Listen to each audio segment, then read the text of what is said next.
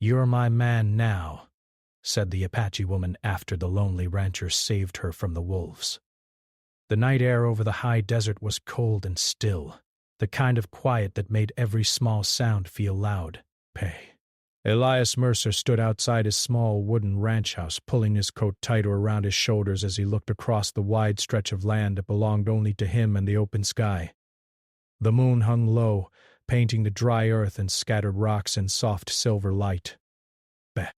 Elias had lived here alone for years, far from towns, far from crowds, and far from the noise of the world. Most days, he found comfort in that silence. Tonight, the silence felt different, heavy, as if the land itself was holding its breath. He had just finished closing the gate to the cattle pen when he heard a distant sound carried on the wind.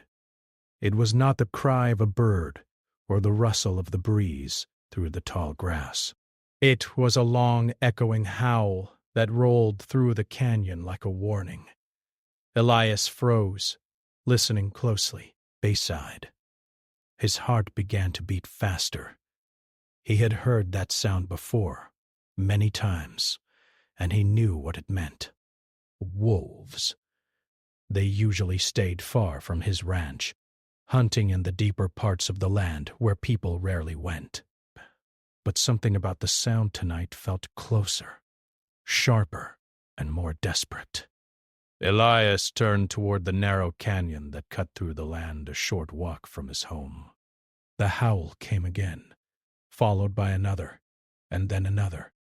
He did not like the idea of hungry animals so close to his cattle or to his home. He stepped inside his cabin and grabbed his old rifle from beside the door. It was not fancy, but it had never failed him. He also took a lantern and lit it, the warm glow pushing back the darkness around him. The wind brushed against his face as he walked, carrying the dry smell of dust and stone. His boots crunched softly on the ground as he moved toward the canyon, every step careful and slow. As he neared the edge, the sounds grew clearer. He could hear movement now. The shuffle of paws against rock, the low growls that came between the howls. But there was something else too. But different sound. One that made him stop in his tracks. A human voice. Brass. It was weak and strained, barely louder than the wind. But it was there. Someone was down in the canyon, and they were not alone. Bay. Elias lifted the lantern higher and stepped forward, shining its light down the narrow path that led into the rocky space below. The walls of the canyon rose on either side, tall and uneven, making shadows dance as the light moved. He followed the sound of the voice, his heart pounding harder with every step. Then he saw her.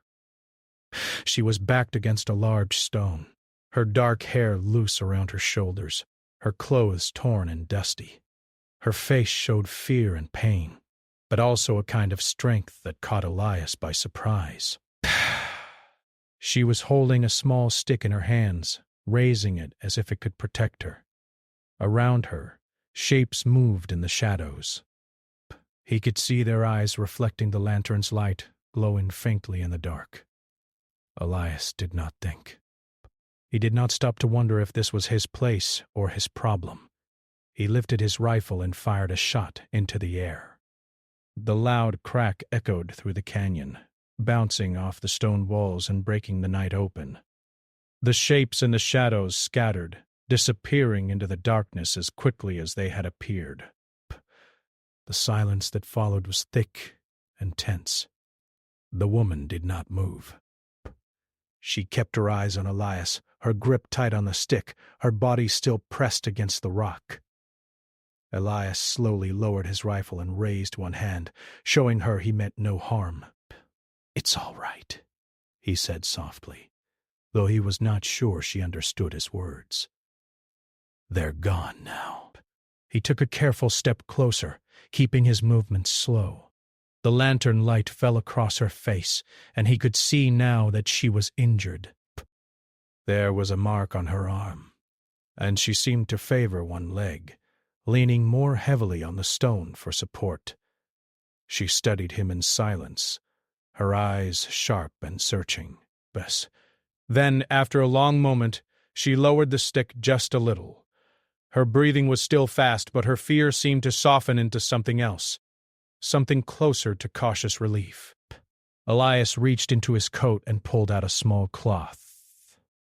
He held it out toward her, stopping a few steps away.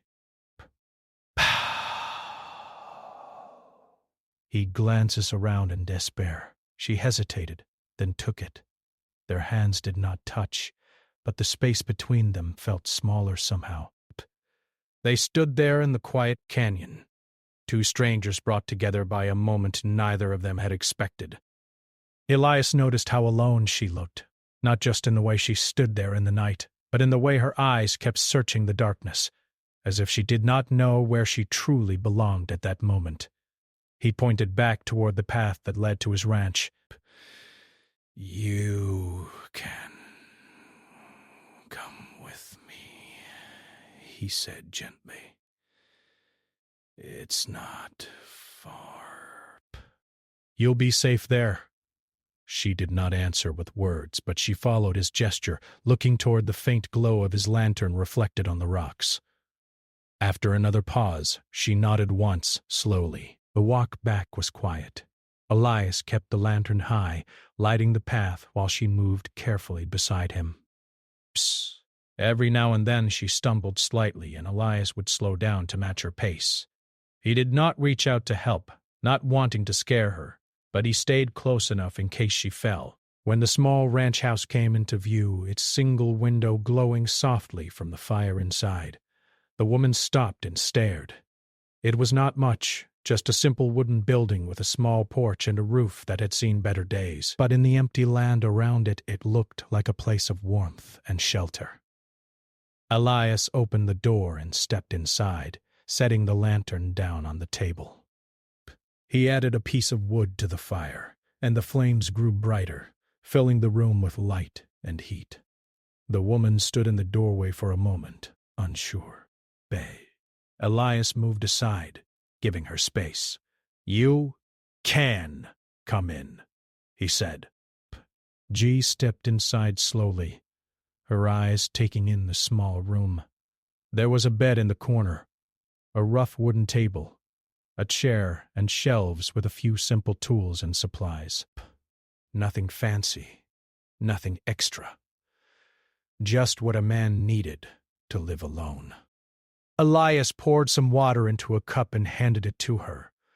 She took it, sniffed it carefully, then drank. The tension in her shoulders eased just a little. He pointed to her arm, and then to a small box on the shelf where he kept bandages and cloth. "Let me help," he said. She hesitated, then nodded. "Breeze." Elias worked carefully, cleaning the mark on her arm and wrapping it gently. He kept his movements slow and respectful, aware of how close they were and how little they knew about each other. Despair. She watched him the whole time, her eyes never leaving his face, as if trying to understand the kind of man he was. When he finished, she spoke for the first time. Her voice was quiet, her words in a language he did not fully understand, but her tone was clear. She was thanking him. He smiled slightly. "You're welcome," he replied, even if the words did not mean much to her. They sat by the fire after that, the warmth filling the space between them. Outside, the wind moved across the land, and the night went on as it always had. But inside the small ranch house, something had changed. Elias looked at the woman across from him and realized that the lonely life he had grown used to might never feel the same again. He did not know her name. He did not know where she had come from or where she was going. All he knew was that, for this night at least, their paths had crossed, and neither of them was alone anymore. The fire crackled softly, and the shadows on the walls danced as the flames moved. The woman met his eyes, and in that quiet moment, a connection began to form.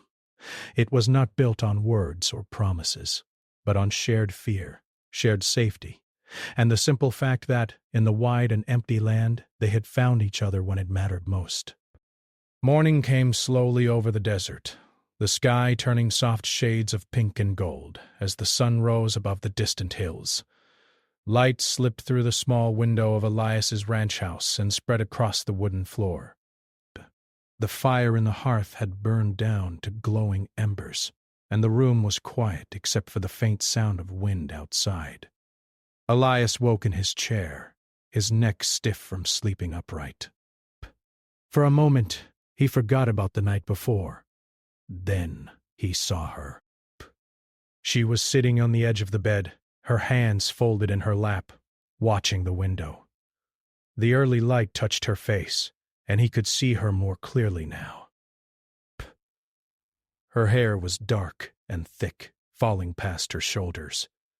Her clothes were simple and worn, marked by dust and travel. There was a calm in her eyes that had not been there the night before. Elias stood slowly, not wanting to startle her. The floor creaked under his boots, and she turned to look at him. This time she did not reach for a stick or step back. She simply watched. "Morning," he said, his voice quiet and unsure. She did not answer with words, but she nodded once. The moment felt strange but peaceful, like the world had slowed down just for them. Elias moved to the small shelf where he kept his food. He took out some dried bread and a piece of meat, then poured water into a cup. He placed them on the table and gestured for her to come closer. She hesitated, then stood and walked over. Bay. She studied the food carefully before taking a small bite. Her face softened when she tasted it, and she gave a small smile. It was the first sign of warmth he had seen from her, and it made something inside him ease. They sat across from each other, eating in silence. Bet. Elias tried to think of something to say, but every sentence felt too big or too small. He did not know her language, and she did not know his. Bess. Still, there was a comfort in simply sharing the space. When they finished, Elias pointed to himself. "Elias," he said, tapping his chest. She watched him, then pointed to herself. "Naya," she said softly. He repeated it. Naya. She nodded, pleased that he tried. Elias stood and walked to the door, opening it wide. The morning air rushed in, fresh and cool. He gestured for her to follow. Bay. Outside the land stretched far and open, the desert glowing under the rising sun. Cattle grazed in the distance, and birds moved across the sky. Breath. Naya stepped onto the porch and took a deep breath. She looked around slowly, taking in the wide space, the hills, the open sky. There was a look on her face that Elias could not fully understand, something between wonder and sadness. He walked toward the fence, checking on the cattle, and she followed a few steps behind. Bay. He showed her how he fixed a loose board, how he checked the water trough, how he made sure the animals were safe. She watched closely, her eyes curious and thoughtful. At one point a calf wandered too close to her. She froze, unsure. Elias gently guided the animal away, smiling to show it was harmless. Naya let out a small laugh, light and quick, and the sound surprised both of them. As the sun climbed higher, the day grew warmer. Elias led her back inside and gave her a cloth and some water so she could clean the dust from her face and hands. He turned away to give her privacy, busying himself with fixing a small tear in his coat. But when he turned back, she looked different. Not just cleaner, but more at ease. The fear that had clung to her the night before was fading, replaced by cautious trust. They spent the day finding ways to understand each other. Elias drew simple pictures in the dirt outside, pointing and naming things. Bah! He pointed to the sky. Sky to the ground. Back. Land.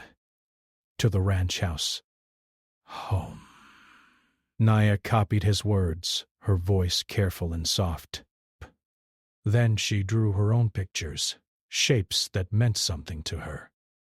She spoke words he did not know, pointing to the symbols she made. Breath. He listened, even if he could not understand, because he could tell the meaning mattered to her. At one point, she drew a line of small shapes that looked like people. She pointed to one, and then to herself. Then she pointed far away, toward the distant hills. Elias understood enough to know she was talking about her people. He nodded slowly. "They're out there," he said, though he did not know if she understood the words. He pointed to his chest. "Just me, here." She looked at him then, really looked at him, and something passed between them. But she reached out and lightly touched his arm. A simple, gentle gesture. He did not pull away. As the afternoon wore on, clouds gathered in the sky. The wind picked up, carrying the smell of rain. But Elias looked up, surprised. Rain was rare out here, and when it came, it did not last long. The first drops fell softly, tapping against the dry ground and the roof of the house. Naya stepped outside, lifting her face to the sky. She held out her hands, letting the water fall into her palms. She laughed again, louder this time, and Elias found himself smiling without even realizing it. They stood together in the light rain, the desert around them darkening as the ground soaked up the water. For a brief moment the land felt alive in a different way, like it was sharing something special with them. Later, when the rain stopped, they went back inside. Elias built up the fire again, and Naya sat close to it, warming her hands. The room felt smaller now, not in a bad way, but in a way that made it feel safe. As the sky outside turned orange and then purple, the day slowly came to an end. Elias cooked a simple meal, and they ate together by the fire. The silence between them was no longer awkward. It felt natural, like two people who did not need many words to understand that they were no longer alone. That night, Elias gave Naya the bed and took the chair again. Psst. Before sitting down, he paused. He pointed to the door and then to her, trying to say she was safe here. She watched him, her eyes soft, and nodded. As the fire crackled and the shadows danced on the walls, Elias leaned back and closed his eyes. His mind drifted over the day, over the way her laughter had sounded in the rain, over the way she had looked at the wide land as if seeing something more than just empty space. Naya lay on the bed staring at the ceiling. She thought of her people, of the long path that had led her here, and of the man in the chair by the fire. Her world and his were very different, but for this moment they shared the same small room, the same warmth, the same quiet night. Outside, the desert settled into darkness once more. The stars filled the sky, bright and endless. Inside the ranch house, two lives that had once moved in separate worlds now rested under the same roof, unsure of what tomorrow would bring, but no longer facing it alone. The next morning began with a strange feeling in the air. The wind was stronger than usual, moving across the land in long, steady waves. It made the tall grass bend and whisper as if the desert itself was speaking. Elias stepped outside and looked toward the open space beyond his ranch. Something inside him felt uneasy, though he could not explain why. Naya followed him onto the porch. She paused, her eyes scanning the horizon. Her body grew still, like she was listening to something far away that Elias could not hear. "What is it?" Elias asked softly. She did not answer with words. Instead, she placed a hand on her chest and then pointed toward the distant hills. Her face showed concern, not fear, but a deep sense of knowing. Elias understood enough to guess that she was thinking about her people again. They went through their usual morning tasks. Elias checked the cattle, repaired a loose fence post, and filled the water barrels. Naya stayed close, helping in small ways. She carried tools, held boards steady, and watched carefully as Elias worked. He showed her how to hammer a nail, guiding her hands gently. When she succeeded, she smiled, proud of herself, and Elias laughed quietly. But even with those light moments, the feeling in the air did not fade. Later that day, Elias noticed movement far off in the distance. At first, he thought it was just dust or shadows playing tricks on his eyes. Then he saw shapes, dark and small, moving slowly across the land. People. His heart began to beat faster. He knew this land well. Visitors were rare. Travelers sometimes passed through, but they did not usually come this close to his ranch. Naya saw them too. Her body tensed, and she took a step back. Her eyes stayed fixed on the distant figures. Elias raised a hand, trying to calm her. "It's all right," he said, though he was not sure if it was. The figures did not come closer right away. They stopped far away, just at the edge of what Elias could see clearly. They stood there, like they were watching. Elias felt a choice forming inside him, heavy and serious. He looked at Naya. He pointed toward the house, then made a motion as if hiding. He wanted her to be safe, out of sight. Naya shook her head. She stepped forward instead of back. She pointed to herself, then to Elias, then to the land around them. Her words were soft but strong, even if he did not understand them. He understood the meaning. She was not going to hide. They stood side by side as the figures finally began to move again, coming closer, slow and careful. Elias could see now that they were men, dressed in simple clothes, some with hats, some carrying packs. They looked like settlers or travelers, but their eyes were sharp and curious. When they reached the fence, they stopped. One man stepped forward. "Morning," he called out.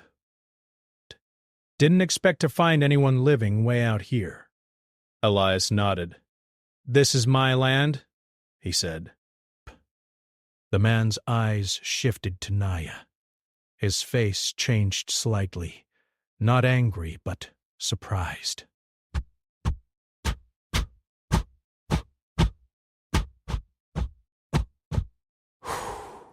"She," he asked.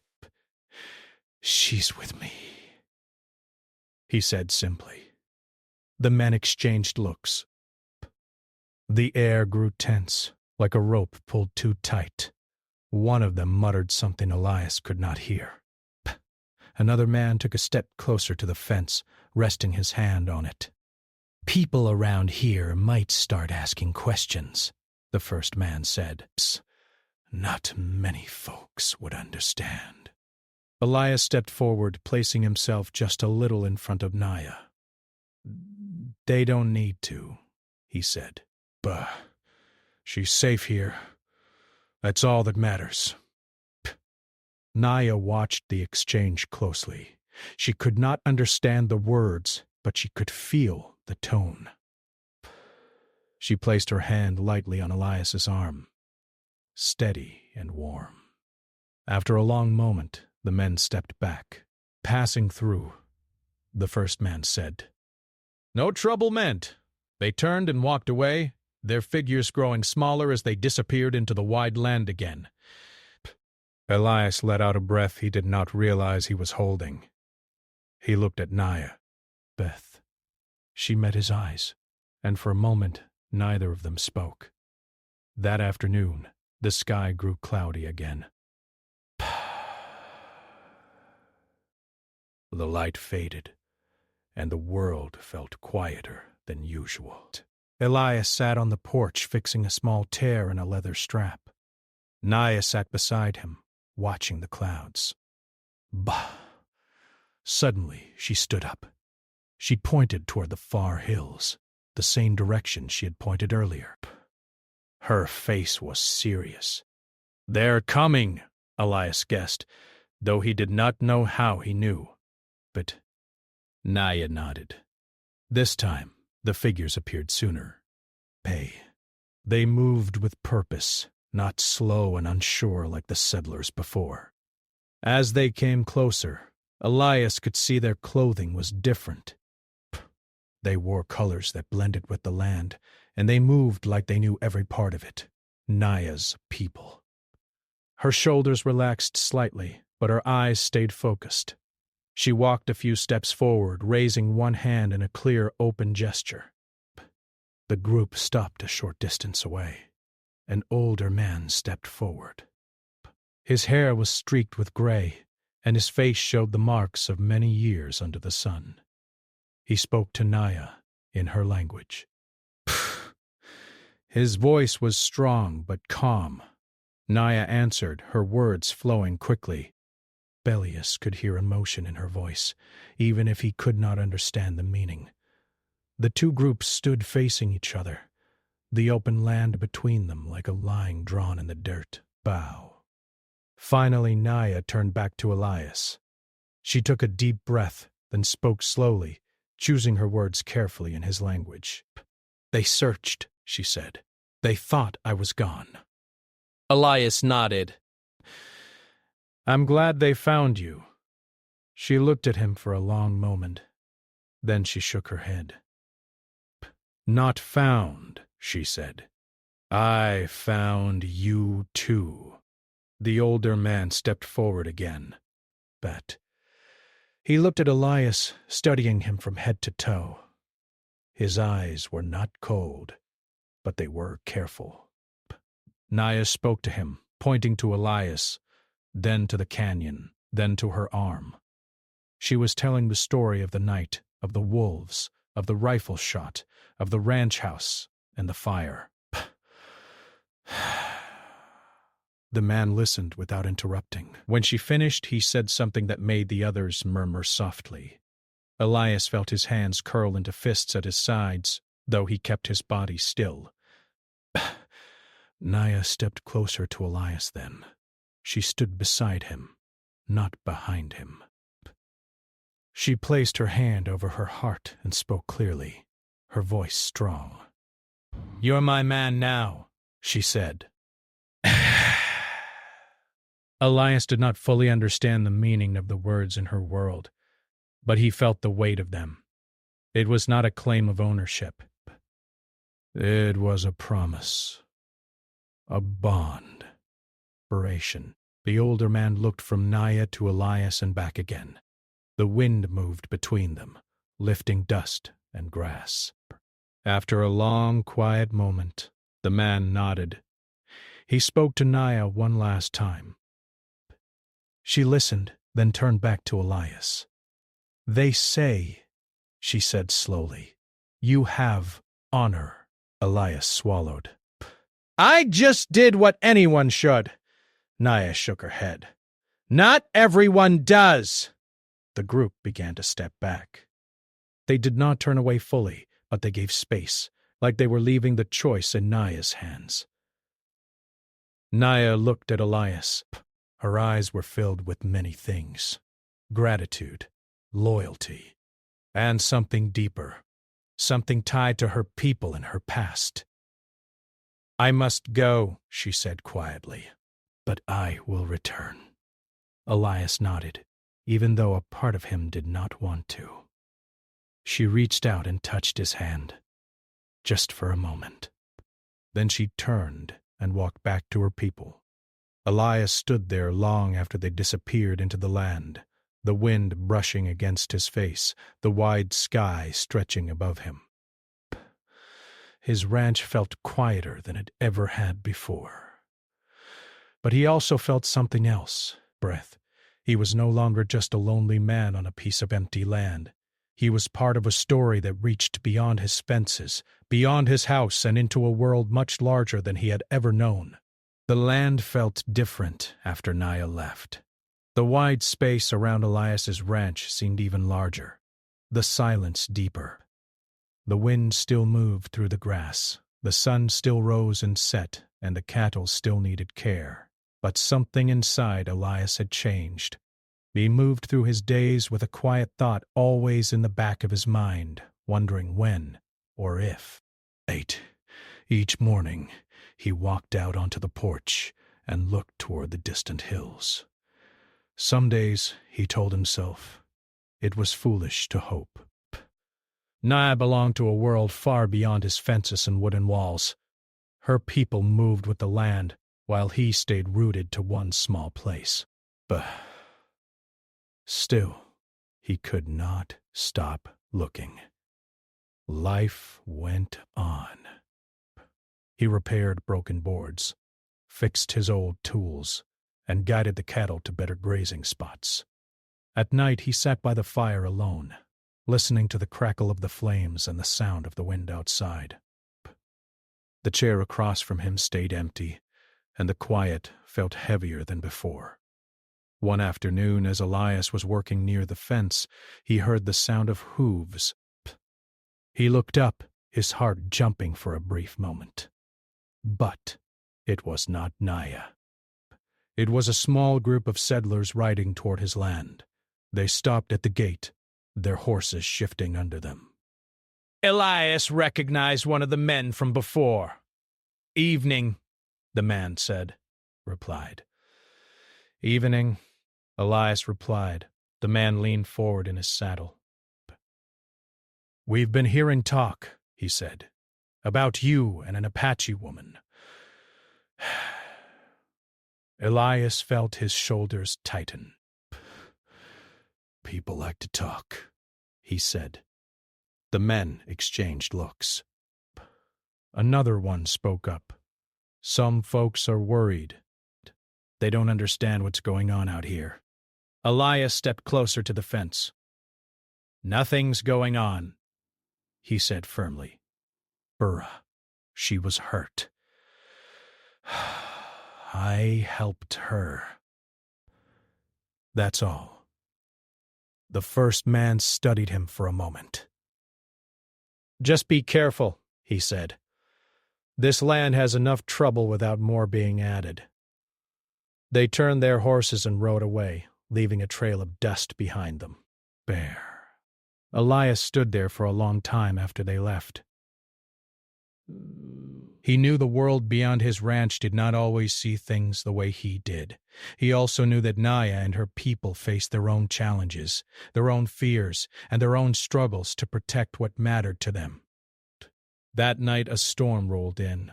Dark clouds gathered in the sky, and the wind grew strong, shaking the walls of the ranch house. Breaths. Thunder rumbled in the distance, and flashes of light lit up the land. Elias secured the shutters and checked on the cattle, guiding them to safer ground. As he worked, he felt a strange pull, a sense that something important was about to happen. The rain came hard and fast, soaking the ground and turning the dirt into thick mud. Elias hurried back to the house, his clothes heavy with water.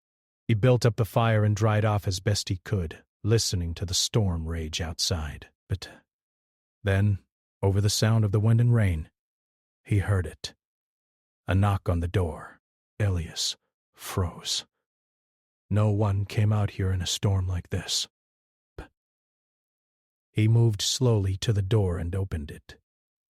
Naya stood there, her hair wet, her clothes dark with rain. Her face showed exhaustion, but her eyes were bright. For a moment, neither of them spoke. Bay. Then she smiled. Elias stepped aside without thinking. "Come in," he said.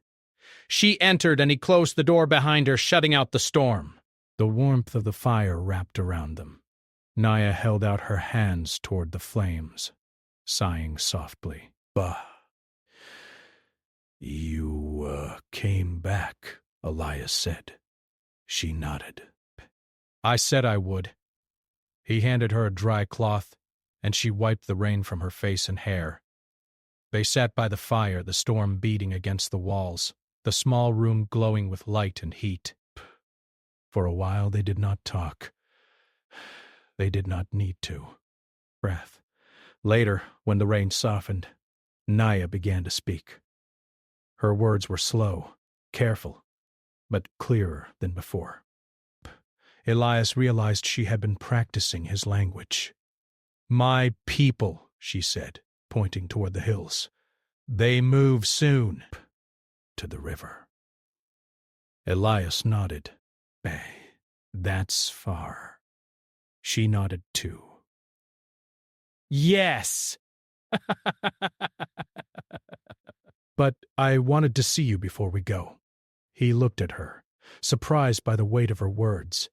Things are not easy, she continued. For you. For me. For both worlds. Elias leaned back in his chair. I know. She studied his face. Some of your people, she said gently.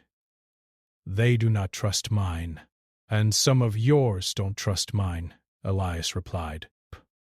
She gave a small, sad smile. That is true. The fire popped softly between them. Naya reached into a small pouch at her side and pulled out a simple object. It was a small carving made of wood, shaped like a bird with its wings spread. Breath. For you, she said, holding it out. Elias took it carefully. The carving was smooth, worn by hands and time. It means, Naya explained, travel, breath, freedom, watching over. Elias felt something tighten in his chest. Thank you, he said. They talked long into the night, sharing small pieces of their lives. Elias spoke about how he had come to this land, how he had lost family and chosen a quiet life far from towns and noise. Naya spoke about her people, their stories, their songs and the way they followed the seasons. Their worlds were different, but the feelings they shared were the same: loss, hope, and the need to belong somewhere. The next morning the storm had passed. The land was fresh and clean, the air cool and bright. Best, sunlight sparkled on drops of water clinging to the grass. Naya stood outside, looking toward the hills again. They will be waiting, she said. Elias nodded. I know. They walked together to the edge of the land. The fence stood between Elias's world and the wide open space beyond. Naya stopped there. She turned to face him. You showed me kindness when I had nothing, she said. I will not forget. Elias swallowed. Neither will I. She placed her hand over her heart, then reached out and touched his shoulder. The gesture was simple, but full of meaning. In the distance, Elias could see small shapes moving. People. Naya took a step back, then another. Psh. I will come again, she said. I'll be here, Elias replied. She smiled, turned, and walked toward the hills. Elias stood at the fence, watching her figure grow smaller, the bird carving warm in his hand. The wind moved across the land, carrying dust, grass, and the faint sound of voices far away. He did not feel as alone as he once had. He knew now that even in a wide and divided world, small acts of kindness could build bridges where none had existed before. and as the sun rose higher in the sky, Elias turned back toward his ranch, carrying with him not just a piece of carved wood, but the quiet promise of a connection that would not easily fade. The seasons changed slowly on the open land, but Elias felt every small shift as if it was happening inside him. The hot days of summer faded into cooler mornings, and the tall grass turned from bright green to soft gold. The wind carried new smells, and the sky seemed even wider than before. Through all of it, Elias kept the small wooden bird close, often resting it on the table near his bed or carrying it in his coat pocket when he went out to work. Life returned to its steady rhythm.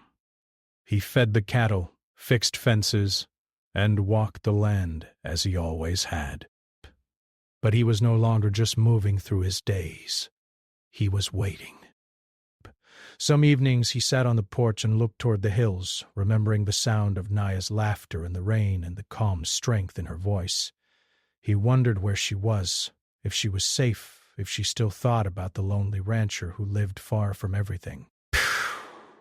One morning as the sun rose in a pale orange sky, Elias noticed something different in the distance. A thin line of movement crossed the land near the far ridge.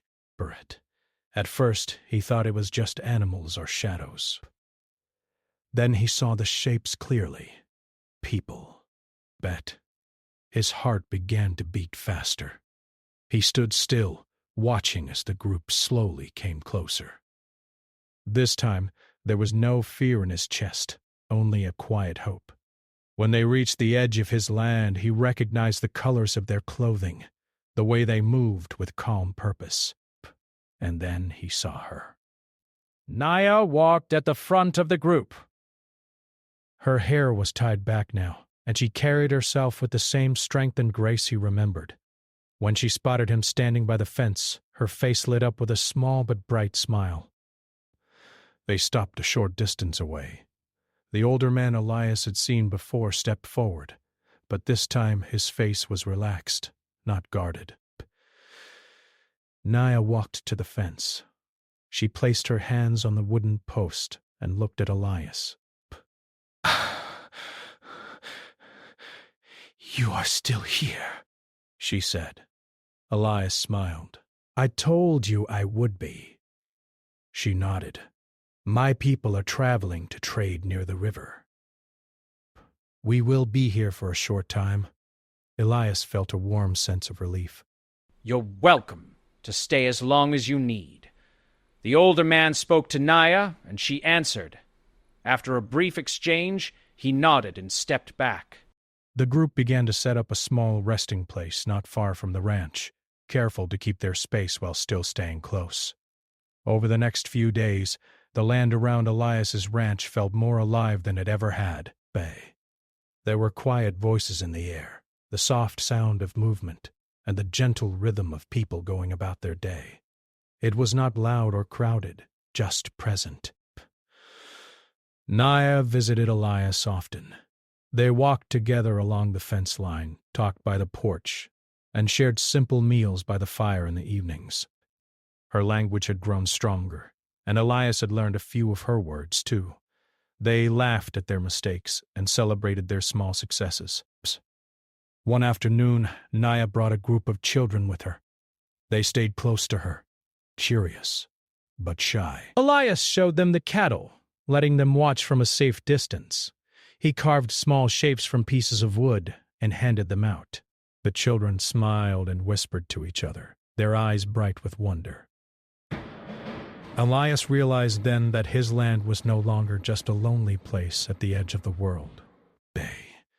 It had become a meeting point, a quiet space where different paths crossed without fear. Not everyone nearby understood. A few settlers passed by one day and saw the camp near the ranch.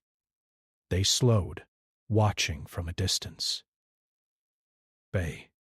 Elias felt the old tension rise again, but this time he did not step back. He stood at his fence, calm and steady. Naya joined him. The settlers did not approach. After a moment, they moved on. That night, Elias and Naya sat by the fire. The flames cast warm light on the walls, and the air felt peaceful. "My people will move again soon," Naya said softly. "Bias."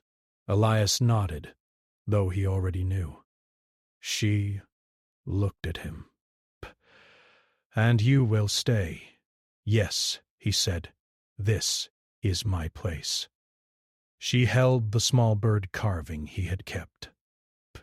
"This is part of you now," she said, "and I will carry part of you with me too."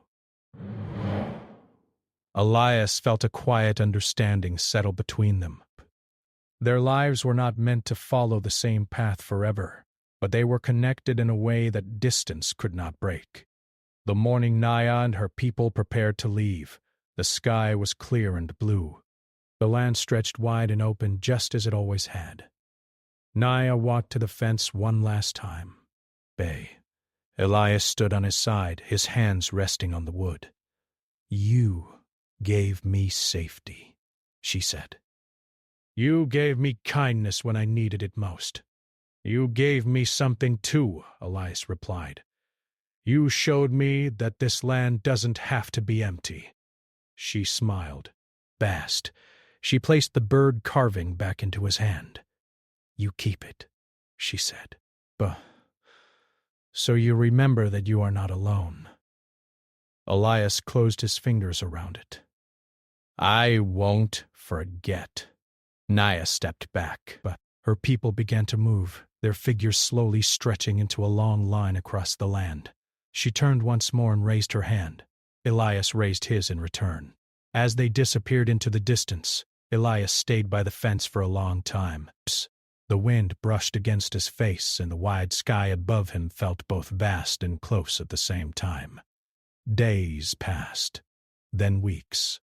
The ranch returned to its quiet state, but the silence no longer felt heavy. It felt full, like it was holding memories instead of emptiness. Elias continued his work, but now, when he walked the land, he saw more than just fences and cattle. He saw the places where Naya had laughed, where the children had stood in wonder, where two worlds had met without conflict. One afternoon, a small trading group from Naya's people returned. They brought simple goods, food, and messages. They greeted Elias with calm respect, though Naya was not with them. They told him she was well. Elias felt a deep sense of peace. As the sun set that evening, he sat on his porch, the bird carving in his hand. The sky turned shades of orange, pink, and purple. The land stretched out before him, endless and open. He realized that courage did not always mean standing tall in the face of danger. Sometimes it meant opening your door to a stranger. Sometimes it meant choosing understanding over fear. Elias Mercer was still a rancher in a wide and quiet land, but he was no longer lonely. He was part of a story that would travel far beyond his fences, carried in words, memories, and the simple truth that one act of kindness could change more than just one life. The wind moved softly through the grass. The stars began to appear in the darkening sky, and Elias leaned back in his chair, knowing that wherever Naya was, a part of her journey would always be tied to his, and a part of his heart would always belong to the wide world she had shown him.